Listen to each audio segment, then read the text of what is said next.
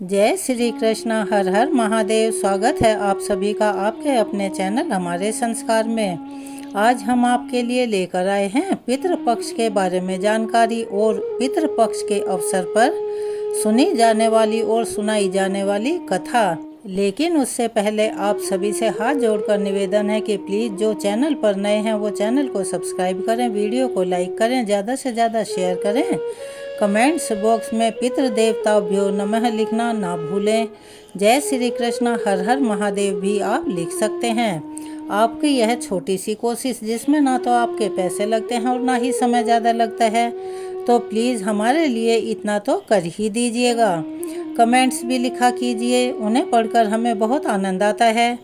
तो चलिए अब शुरू करते हैं। जैसा कि सभी जानते हैं, पितृपक्ष के इन पावन और पवित्र दिनों में प्रतिदिन सुनाई जाने वाली कथाएं केवल सुनने मात्र के लिए नहीं होती, बल्कि वे हमारे पूर्वजों के प्रति कृतज्ञता प्रकट करने का एक सरल साधन है। शास्त्रों में यह वर्णित है और साफ कहा गया है कि यदि इन कथाओं के पुण्य को श्रद्धा भक्ति सहित अपने पितरों को समर्पित किया जाए तो उन्हें अवश्य ही मोक्ष की प्राप्ति होती है। गरुड़ पुराण में भी ऐसा वर्णित है। पितृ मुक्ति के विविध उपाय बताए गए हैं और आज जब हमें यह दुर्लभ अवसर प्राप्त हुआ है तो हमारे हृदय की गहराइयों में इन कथाओं को आत्मसात हमें करना ही चाहिए।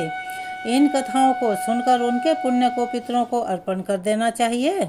यही उनके प्रति सच्ची संतति, सेवा और उनका परम तर्पण है। तो चलिए आज पितृपक्ष की कुछ कथाओं से पहले हम सभी अपने अपने पितरों से प्रार्थना करें कि हे परम पूजनीय पितृदेव, हे पितृगण, हम आपको सादर नमन करते हैं। हमारे द्वारा किए गए श्राद्ध, तर्पण, दान और कथा श्रवण का पुण्य आप कृपया स्वीकार करें। आपकी आत्माएं परम शांति और उत्तम लोकों की प्राप्ति करें। हम पर अपनी कृपा दृष्टि हमेशा बनाए रखें और हमें धर्म, सद्बुद्धि और संतान सुख का आशीर्वाद दें। आपकी स्मृति में यानी कि आपकी याद में और आशीर्वाद से ही हमारा जीवन सफल और मंगलमयी हो। तो प्रिय श्रोताओं, साल में एक बार आने वाले इन पवित्र 16 दिनों को हमारे पूर्वजों को समर्पित माना गया है और ऐसा विश्वास है कि पितृपक्ष के दिनों में पितृ धरती पर आते हैं और अपने वंशजों द्वारा किए गए श्राद्ध, तर्पण और पिंडदान को स्वीकार करते हैं। पितृपक्ष की परंपरा को समझाने के लिए कई पौराणिक कथाएं हमारे वेद शास्त्रों में, पुराणों में मिलती हैं। तो चलिए आज उन्हीं के बारे में इस वीडियो में हम आपको सुनाने वाले हैं। पितृपक्ष के महत्व को समझाने वाली सबसे लोकप्रिय कथा महाभारत के महान योद्धा कर्ण से जुड़ी हुई है। जबकि वो वैसे विवाद के ही घेरे में रहते हैं और हमेशा अपमानित पात्र के रूप में जाने जाते हैं। इस कथा के अनुसार जब कर्ण का देहावसान यानी कि उनकी मृत्यु हुई तो उनकी आत्मा स्वर्ग में पहुंची, तो उन्हें वहां भोजन की थाल में सोना और आभूषण परोसे गए। कर्ण को यह देखकर बड़ा आश्चर्य हुआ, क्योंकि उन्होंने तो अपने जीवन में खूब दान किए थे जिससे उन्हें दानवीर का खिताब मिला था। तब उन्होंने देवराज इंद्र से विनम्र होकर पूछा कि क्या कारण है, बाकी सबको तो भोजन परोसा जा रहा है लेकिन उन्हें भोजन नहीं दिया जा रहा। तब इंद्रदेव ने बड़ी नम्रता से उत्तर दिया कि हे कर्ण, तुमने जीवन भर सोने और आभूषणों का दान तो खूब किया, लेकिन कभी अपने पितरों को अन्न का दान नहीं किया, इसी कारण तुम्हें यहाँ भोजन नहीं मिल रहा है। कर्ण ने विनम्रता पूर्वक कहा कि मुझे अपने पितरों के बारे में ज्ञान ही नहीं था, इसीलिए मैं कभी उन्हें अन्न का दान नहीं कर पाया। कर्ण की इस बात से प्रभावित होकर इंद्रदेव ने उन्हें 16 दिनों के लिए पृथ्वी पर लौटने का एक और मौका दिया और उन 16 दिनों में कर्ण ने अपने पितरों का श्राद्ध, तर्पण और अन्नदान किया और यही 16 दिन पितृपक्ष कहलाते हैं। महाभारत में भी पितृपक्ष का उल्लेख मिलता है और ऐसा कहा जाता है कि भीष्म पितामह ने युधिष्ठिर महाराज को श्राद्ध के महत्व और नियमों के बारे में बताया था। उन्होंने कहा था कि आश्विन मास के कृष्ण पक्ष में पितरों का स्मरण करके श्राद्ध करने से पितृ प्रसन्न होते हैं और अपनी संतानों को आशीर्वाद देते हैं। भीष्म पितामह ने श्राद्ध की विधि समझाते हुए आगे कहा कि सबसे पहले पिता के लिए पिंडदान करना चाहिए, उसके बाद दादा के लिए, फिर परदादा के लिए। यानी कि जो पीढ़ी हमारे सबसे नज़दीक है उसका पहले करके फिर ऊपर को चलना चाहिए। प्रत्येक पिंडदान करते समय साधक को एकाग्रचित होकर गायत्री मंत्र का जाप करना चाहिए और सोमाय पितृदेव स्वाहा का उच्चारण करना चाहिए। भीष्म पितामह ने युधिष्ठिर महाराज को पितृपक्ष के इतिहास से जुड़ी कथा के बारे में भी बताया था, जिसके अनुसार अत्रि मुनि के वंश में ऋषि निमि का जन्म हुआ।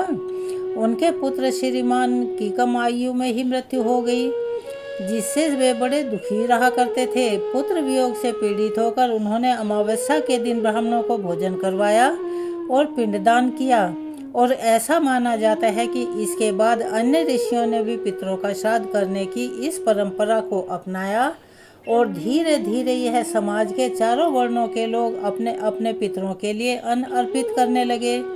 एक और कथा के अनुसार निमि ऋषि द्वारा अर्पित लगातार श्राद्ध का भोजन करने से पितरों को अजीर्ण यानी भोजन न पचने वाली समस्या हो गई और वे अति दुखी होकर, इस पीड़ा से दुखी होकर श्री ब्रह्मा जी के पास जा पहुँचे।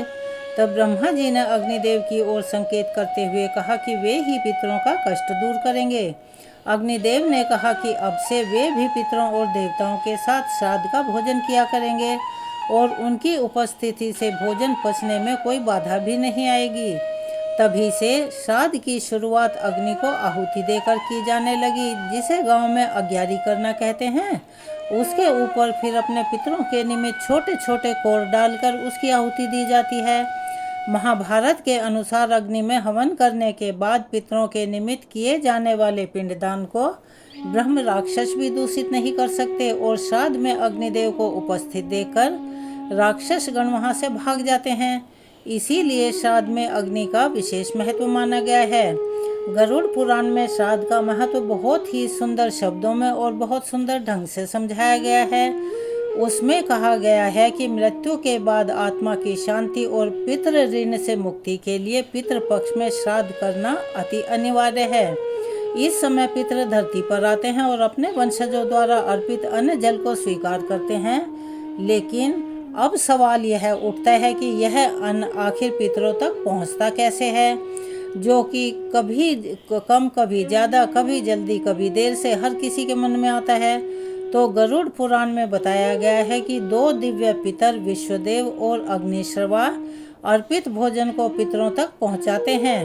अगर पितृदेव योनि में है तो अन्न अमृत बनकर पहुंचता है, मनुष्य योनि में है तो अन्न के रूप में पशु योनि में है, तो घास बनकर नाग योनि में है, तो वायु बनकर, और यक्ष योनि में है तो पान के रूप में पहुंचता है। श्राद्ध के समय ब्राह्मणों को भोजन कराने से पहले 5 पत्तों पर अलग अलग हिस्से निकाले जाते हैं। पहला हिस्सा गाय के लिए, दूसरा कुत्ते के लिए, तीसरा चींटी के लिए और चौथा कौवे के लिए, और 5वां देवताओं के निमित्त। ऐसा माना जाता है कि पितृ इन रूपों में धरती पर आते हैं और अन्न को स्वीकार करते हैं और अपने वंशजों को आशीर्वाद देते हैं। इन 5 पत्तों पर निकाला गया भोजन पंचबली भी कहलाता है। तो चलिए अब सुनते हैं पितृपक्ष की सबसे प्रचलित कथा। प्राचीन कथा के अनुसार जोगे और भोगे नाम के 2 भाई थे। दोनों अलग अलग घरों में रहा करते थे। जोगे के पास धन की कोई कमी नहीं थी, लेकिन भोगे बहुत निर्धन था। फिर भी इन दोनों भाइयों में बड़ा प्रेम था, लेकिन जोगे की पत्नी को धन का बड़ा अभिमान था, तो वहीं भोगे की पत्नी सुशील और शांत स्वभाव की थी। पितृपक्ष आने पर जोगे की पत्नी ने उसे पितरों का श्राद्ध करने के लिए कहा, तो जोगे इसे व्यर्थ का कार्य समझकर टालने की कोशिश करने लगा। लेकिन जोगे की पत्नी तो केवल अपनी शान दिखाने के लिए श्राद्ध का कार्यक्रम करना चाहती थी, ताकि वह अपने मायके पक्ष के लोगों को बुलाकर उनकी दावत कर सके। जोगे की पत्नी ने कहा कि मुझे कोई परेशानी ना हो, इसीलिए आप ऐसा कह रहे हैं, लेकिन मैं सच कह रही हूँ, मुझे इसमें कोई परेशानी नहीं है। मैं भोगे की पत्नी की सहायता के लिए बुला लूँगी और फिर हम दोनों मिलकर सारा काम कर लेंगी। दूसरे दिन भोगे की पत्नी सुबह आकर श्राद्ध का सारा काम करवाने लगी। उसने तरह तरह के अनेकों पकवान बनाए। फिर सभी काम निपटाने के बाद वह अपने घर वापस आ गई, क्योंकि उसे भी पितरों का तर्पण करना था। उधर कुतब काल में जब पितर भूमि पर उतरे तो वे जोगे के यहाँ गए। वहाँ उन्होंने देखा कि उसके ससुराल पक्ष के सभी लोग भोजन पर लगे हुए हैं और वे उनसे पहले भोजन कर रहे हैं। यह सब देखकर पितर बड़े निराश हुए। इसके बाद वे भोगे के यहाँ गए तो देखने लगे कि मात्र पितरों के नाम पर केवल 11 ही दे दी गई है। पितर उसकी ही राख चाटने लगे और फिर भूखे ही नदी के तट पर पहुंच गए। कुछ ही देर में सारे पितर अपने अपने यहाँ का श्राद्ध ग्रहण करके इकट्ठे हो गए और आपस में बातें करने लगे, एक दूसरे की बात बताने लगे। उनकी संतानों ने किस किस तरह से उनके निमित्त श्राद्धों के पकवान बनाए, किस तरह से उनका स्मरण किया। जोगे भोगे के पितरों ने भी अपना सारा हाल बताया। उन्होंने सोचा कि अगर भोगे निर्धन ना होता तो श्राद्ध करने में समर्थ होता तो शायद उन्हें भूखा वापस नहीं आना पड़ता, क्योंकि भोगे के घर में तो खाने के लिए भी 2 जून की रोटी तक नहीं है। यहाँ सारी बातें सोचकर पितरों को भोगे पर दया आ गई। यह सोचकर पितर अचानक से नाच नाच कर गाने लगे कि भोगे के घर धन हो जाए, भोगे के घर धन हो जाए। सांझ का समय हो चला था, लेकिन भोगे के घर में खाने के लिए कुछ भी नहीं था और उसके बच्चे भी सुबह से भूखे थे। बार बार अपनी माँ से खाना मांग रहे थे कि माँ भूख लगी है। अब घर में खाने को तो कुछ था नहीं और बच्चों की बार बार मांग करने से उनकी माँ परेशान हो चुकी थी। तब उन्हें टालने के लिए, अपना पीछा छुड़ाने के लिए वह गुस्से में भरकर बोली कि जाओ, आंगन में हांडी रखी है, उसे जाकर खोल लो, उसमें से जो कुछ भी तुम्हें मिल जाए आपस में बांटकर खा लेना। बच्चे वहाँ से तो चले गए। जब वहाँ जाकर उन्होंने हांडी खोली तो देखा, दौड़े दौड़े अपनी माँ के पास आकर कहने लगे कि माँ माँ, हांडी तो मोहरों से भरी पड़ी है। माँ को विश्वास नहीं हुआ और वह दौड़ी दौड़ी हांडी के पास गई। आकर उसने जब यह सब कुछ देखा तो उसके आश्चर्य का ठिकाना नहीं रहा। इस तरह पितरों के आशीर्वाद से भोगे भी धन धान्य से परिपूर्ण हो गया, लेकिन उसे इस बात का बिल्कुल भी घमंड नहीं था। और फिर अगले साल श्राद्ध आने पर बहुत धूमधाम से दोनों पति पत्नी ने मिलकर अपने पितरों के निमित्त श्राद्ध किया। भोगे की पत्नी ने श्राद्ध के दिन 56 तरह के भोग बनाए, ब्राह्मणों को अपने घर बुलाकर श्राद्ध किया और भोजन कराया और दान दक्षिणा भी दी। फिर सोने चांदी के बर्तनों में जेठ जेठानी को भी भोजन करवाया। इससे पितर बहुत प्रसन्न हुए और तृप्त हो गए और उन्हें आशीर्वाद देकर तृप्त होकर वे अपने लोक को वापस चले गए। प्रयागराज में त्रिवेणी संगम का जल पाप मुक्ति तो कराता ही है, साथ ही साथ मोक्ष भी प्रदान करने वाला है। तो चलिए अब सुनते हैं प्रयागराज में त्रिवेणी संगम से जुड़ी एक पौराणिक कथा। आखिर कैसे कुंभ नगरी के त्रिवेणी जल की महिमा से एक प्रेत योनि से मुक्त हो पाया। और ऐसा कहा जाता है कि अनादिकाल में केरल में वसु नाम का एक ब्राह्मण रहता था, लेकिन उसका आचरण बहुत गंदा था। उसके बंधुओं ने उसे भूमिहीन करके घर से निकाल दिया था और वह दुखी होकर निर्धनता में अपनी जन्मभूमि को त्याग कर इधर उधर मारा मारा फिरने लगा था। जंगलों में भटकता हुआ वह भूख प्यास से व्याकुल ब्राह्मण विंध्य पर्वत पर पहुंच गया और वहां तड़पते हुए उसकी मृत्यु हो गई। और कहा जाता है कि उसका दाह संस्कार न होने के कारण प्रेत बनकर वह वन की कंदराओं में चिरकाल तक निवास करता रहा। वह गर्मी सर्दी से परेशान बिना जल के हाहाकार करता हुआ इधर उधर भटकने लगा। एक दिन की बात है, उस मार्ग से एक यात्री घड़े में त्रिवेणी का जल लेकर भगवान जनार्दन के श्लोकों का पाठ करते हुए जा रहा था। एकाएक प्रेत उसके सामने आ गया और उसने उस यात्री से कहा कि डरो मत, हे धर्मनिष्ठ, मैं तुम्हारी गगरी से त्रिवेणी का पवित्र जल पीना चाहता हूँ, लेकिन अगर तुमने जल नहीं दिया तो मैं तुम्हारे प्राण ले लूँगा। प्रेत के ऐसे वचन सुनकर वह राहगीर बोला, नील वर्ण भयंकर चंचल नेत्र वाले तुम कौन हो और तुम्हारा शरीर मांस रहित क्यों है। इस पर प्रेत ने उसे बताया कि मैं लोभी मलिन व्यभिचारी क्रिया रहित ब्राह्मण था। पूर्व जन्मों के ऐसे कर्मों के कारण ही मेरी आज ऐसी दुर्दशा हो रही है। तब पथिक ने उस प्रेत को जल दे दिया। प्रेत ने जल पिया और उसी अक्षण वह प्रेत योनि से मुक्त होकर दिव्य देहधारी हो गया। और उस दिव्य देहधारी पुरुष ने कहा कि हे पथिक, त्रिवेणी के जल की महिमा का वर्णन कोई नहीं कर सकता। इसे तो स्वयं महादेव भी अपने मस्तक पर धारण करते हैं, जो अति शक्ति वाला है। अनेकों आशीर्वाद देकर पिशाच प्रेत योनि से मुक्त होकर स्वर्गलोक को चला गया। इस प्रकार प्रयाग के महात्म्य को जानकर महाकुंभ में माघ मास में त्रिवेणी के जल के आचमन से पाप तो दूर होते ही हैं और पिशाच योनि से भी मुक्ति मिल जाती है। ज्योतिष विज्ञान की दृष्टि से उज्जैनी अर्थात उज्जैन नगरी का अपना विशिष्ट स्थान है। और श्राद्ध पक्ष में उज्जैन में स्थापित शिवलिंग श्री पिशाच मुक्तेश्वर महादेव का भी विशेष महत्व माना गया है। श्राद्ध पक्ष के इन 16 दिनों में 84 महादेव में से 68वें नंबर पर आने वाले श्री पिशाच मुक्तेश्वर महादेव पर शुद्ध गाय के दूध मिश्रित तिल, जौ, गंगाजल, शिप्रा आदि से अभिषेक करने से पितृ तृप्त और प्रसन्न हो जाते हैं। पूर्वज चाहे किसी भी योनि में प्रवेश कर गए हों, चाहे वे अकाल मृत्यु को प्राप्त हुए हों, चाहे उनका दाह संस्कार भी विधिवत ना हुआ हो, पिशाच मुक्तेश्वर महादेव उन्हें प्रेत योनि से मुक्त कराते हैं। कलयुग में सोम नाम का शत्रु हुआ, मरने पर वह मरुदेश में पिशाच योनि में पड़ गया। एक समय उसे मार्ग से हर एक विद्या का जानकार ब्राह्मण मिला। उसे देखकर पिशाच उसे खाने के लिए दौड़ पड़ा। ब्राह्मण के रथ के पहिए की गड़गड़ाहट सुनकर वह पिशाच घबरा गया।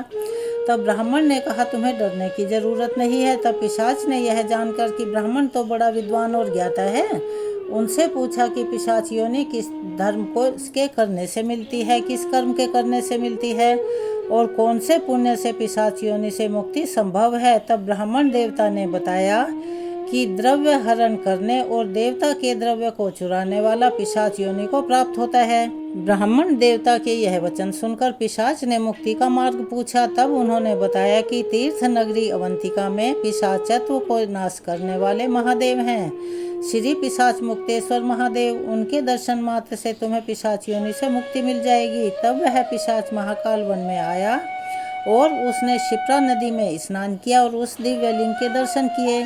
तब उसे पिशाच योनि से मुक्ति मिल गई और वह विष्णु लोक को गया। जो व्यक्ति पितृपक्ष में श्री पिशाच मुक्तेश्वर लिंग के दर्शन और अभिषेक करते हैं, उनके पितरों का मोक्ष हो जाता है और उन्हें प्रेत या पिशाच योनि से भी मुक्ति मिल जाती है। पुराने समय की बात है, तुंगभद्रा नदी के किनारे अनुपम नामक एक नगर में आत्मदेव नामक के एक ब्राह्मण रहा करते थे। उनकी पत्नी का नाम था धुंधली। आत्मदेव को सबसे बड़ा दुख यह था कि उनकी कोई संतान नहीं थी। इससे वे हमेशा चिंतित रहा करते थे। एक दिन दुखी होकर वे वन में चले गए। वहां पर उन्हें एक सन्यासी महात्मा के दर्शन हुए। आत्मदेव ने सन्यासी के सामने अपना दुख निवेदन किया कि हे महात्मन, मैं बहुत परेशान, बहुत दुखी हूँ, मेरी कोई संतान नहीं है। सन्यासी ने ध्यान लगाकर देखा और फिर बताया कि भाग्य की प्रबलता और विधाता के लिखे लेख के चलते 7 जन्मों तक आपको संतान की प्राप्ति का कोई योग है ही नहीं। अगले 7 जन्मों में भी संतान न होने का संकेत करते हुए सन्यासी ने आत्मदेव ब्राह्मण से कहा कि वे संतान का मोह छोड़ दें। लेकिन आत्मदेव ने उन सन्यासी से आग्रह किया कि वे कोई ऐसा उपाय बताएं। वे तो बहुत बड़े ज्ञानी हैं, जिससे उन्हें संतान की प्राप्ति हो सके। तब उसके आग्रह को देखते हुए सन्यासी महात्मा ने आत्मदेव ब्राह्मण को एक फल प्रदान किया और कहा कि वह इसे अपनी पत्नी को खिला दें और उसे नियम पूर्वक रहने को कहें, तो निश्चित रूप से संतान की प्राप्ति होगी। आत्मदेव ब्राह्मण ने घर लौटकर वह फल अपनी पत्नी धुंधली को दे दिया और सन्यासी की बात बताते हुए उससे कहा कि वह श्रद्धापूर्वक फल को खा ले और उसके अवश्य ही संतान होगी। धुंधली ने अपने पति से फल ले तो लिया, लेकिन वह दुविधा में पड़ गई और सोचने लगी कि खाए या ना खाए।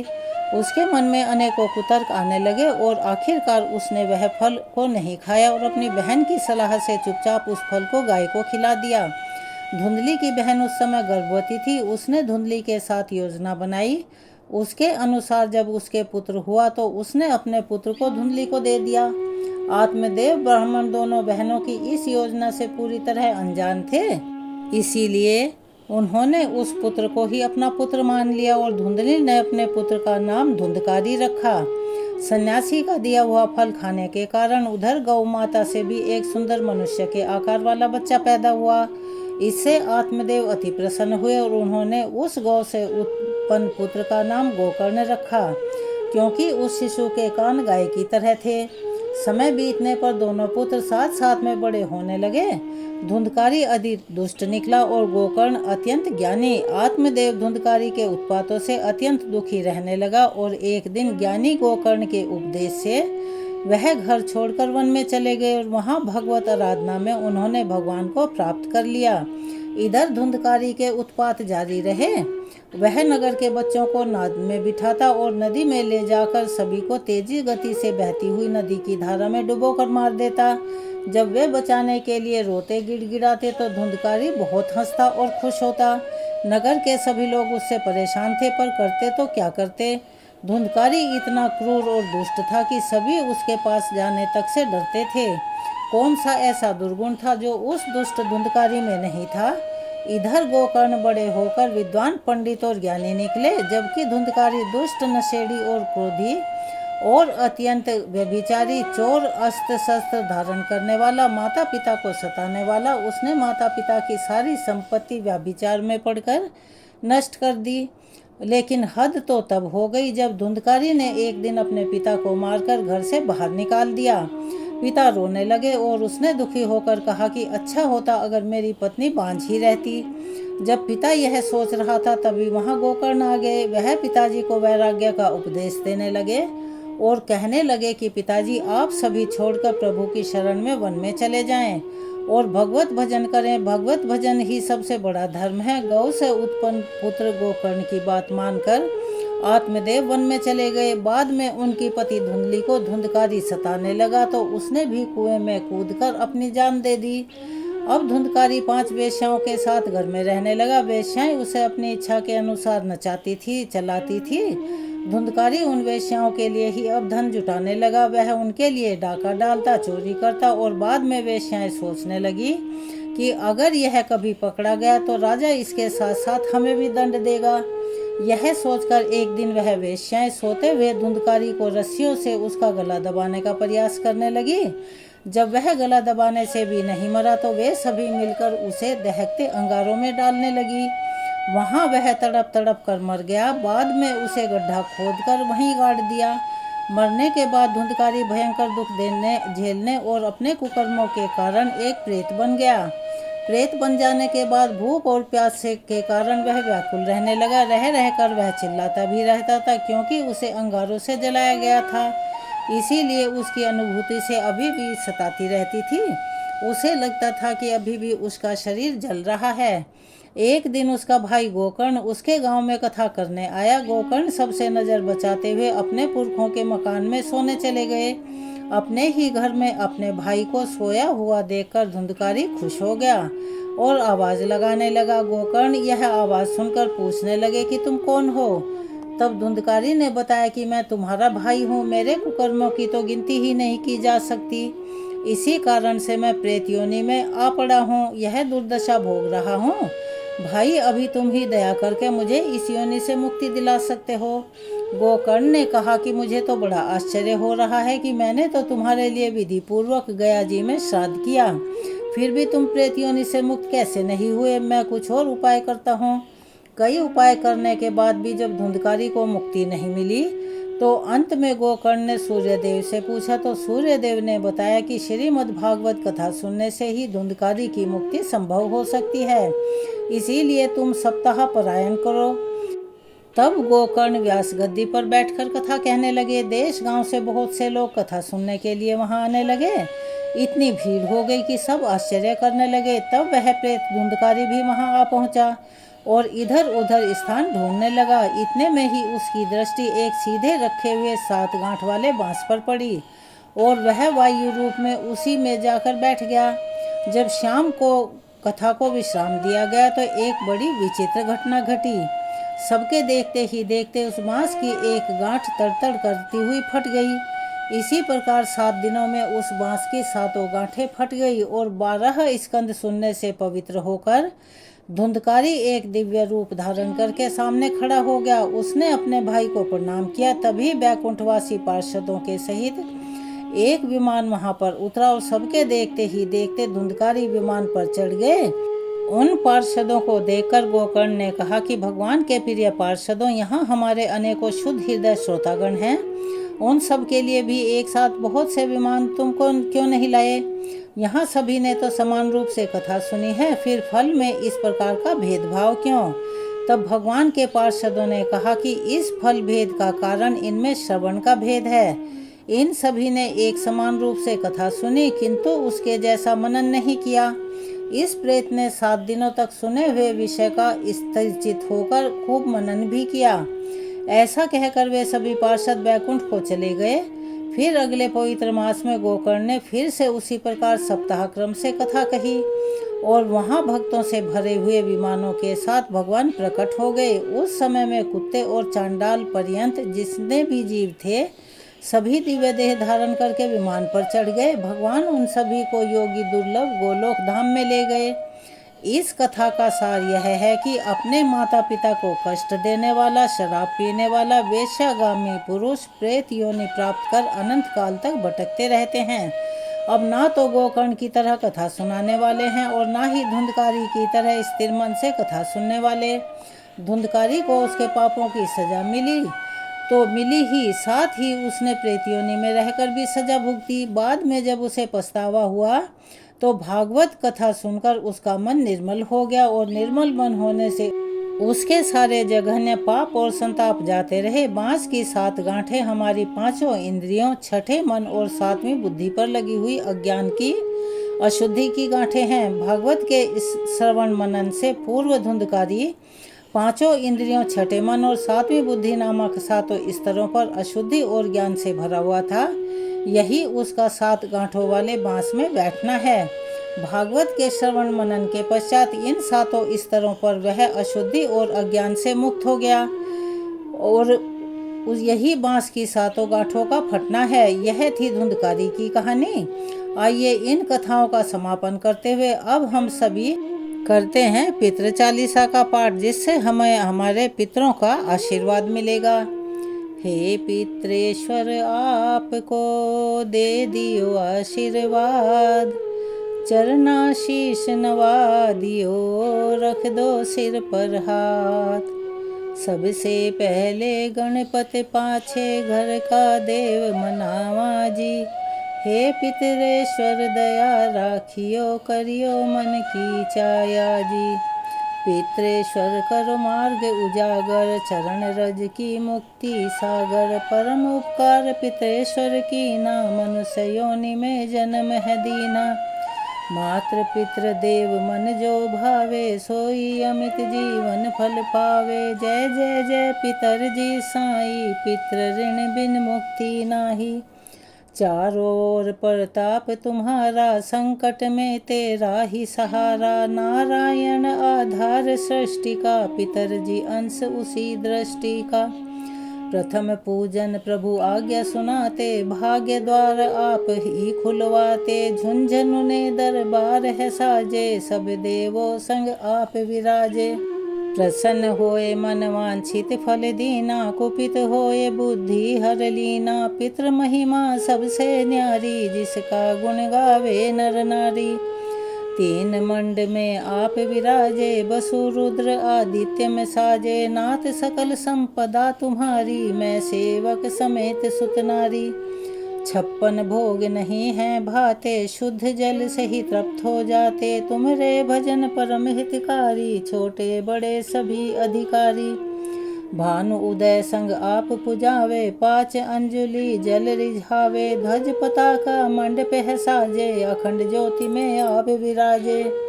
सदियों पुरानी ज्योति तुम्हारी, धन्य हुई जन्मभूमि हमारी। शहीद हमारे यहाँ पुजाते, मातृ भक्ति संदेश सुनाते। जगत पितरों सिद्धांत हमारा, धर्म जाति का नहीं है नारा। हिंदू मुस्लिम सिख ईसाई, सब पूजें पितर भाई। हिंदू वंश वृक्ष हमारा, जान से ज्यादा हमको प्यारा। गंगा ये मरु प्रदेश की, पितृ तर्पण अनिवार्य परिवेश की। बंधु छोड़कर इनके चरना, इन्हीं की कृपा से मिले प्रभु शरणा। 14 को जागरण करवाते, अमावस को हम धोख लगाते। जात जड़ूला सभी मनाते, नांदी मुख श्राद्ध सभी करवाते। धन्य जन्मभूमि का वो फूल है, जिसे पितृमंडल की मिली धूल है। श्री पितर जी भक्ति हितकारी, सुन लीजिए प्रभु अरज हमारी। निष्दिन ध्यान धरे जो कोई, तासम भक्त और नहीं कोई। तुम अनाथ के नाथ सहाई, दीनन के हो तुम सदा सहाई। चारिक वेद प्रभु के साखी, तुम भक्तन की लज्जा राखी। नाम तुम्हारो लेत जो कोई, तासम धन्य और नहीं कोई। जो तुमरे नित पाँव पलोटत, नवो सिद्धि चरना में लोटत। सिद्धि तुम्हारी सब मंगलकारी, जो तुम पे जावे बलिहारी। जो तुम्हारे चरना चितलावे, ताकि मुक्ति अवश्य हो जावे। सत्य भजन तुम रोजो गावे, सो निश्चय चारों फल पावे। तुम ही देव कुल देव हमारे, तुम ही गुरुदेव प्राण से प्यारे। सत्य आस मन में जो को होई, मन वांछित फल पावे कोई। तुम्हारी महिमा बुद्धि बढ़ाई, शेष सहस्त्र मुख सके न गाई। मैं अति दीन मलिन दुखारी, करहु कौन विधि विनय तुम्हारी। अब पितरजी दया दीन पर कीजे, अपनी भक्ति शक्ति कछु दीजे। पितरों को स्थान दो, तीर्थ स्वयं ग्राम। श्रद्धा सुमन चढ़े वहाँ, पूर्ण हो सब काम। झुनझुन धाम विराजे हैं, पितृ हमारे महान। दर्शन से जीवन सफल हो, पूजे सकल जहान। जीवन सफल जो चाहिए, चले झुनझुनु धाम। पितृ चरण की धूल ले, हो जीवन सफल महान। यहाँ पर पितृ चालीसा संपूर्ण होती है। एक बार मेरे साथ प्यार से बोलिए, ओम पितृदेवताभ्यो नमः। जय श्री कृष्ण, हर हर महादेव। अगर आप चैनल पर नए हैं तो चैनल को सब्सक्राइब करें, वीडियो को लाइक करें, ज़्यादा से ज़्यादा शेयर करें, बेल आइकन को भी अवश्य ही दबाएं। कमेंट्स बॉक्स में जय श्री कृष्ण, हर हर महादेव, ओम पितृदेवताभ्यो नमः अवश्य ही लिखें। अपना सहयोग और प्यार हमें ऐसे ही प्रदान करते रहें। धन्यवाद।